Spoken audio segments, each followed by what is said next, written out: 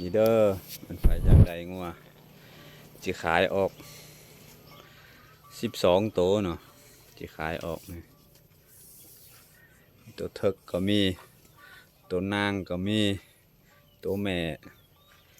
เถิกประมาณสองเถิกหรือ3 เถิกนี่แหละยังเถิกน้อยอยู่เถิกเยอะมีตัวหนึ่งอ๋อเออ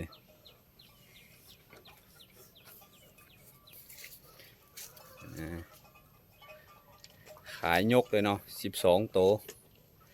ขายยกเลย12 ตัวใครสนใจมาเบิ้งได้เนาะหอมหนึ่งบานนากุ้ง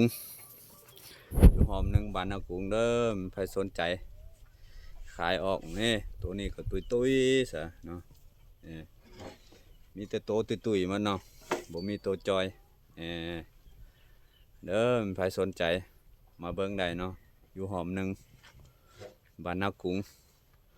ที่ขายออก12 ตัวราคาถามได้ต่อรองได้80 ปลายราคา12 ตัวใครสนใจมาติดต่อได้เนาะที่หอมหนึ่ง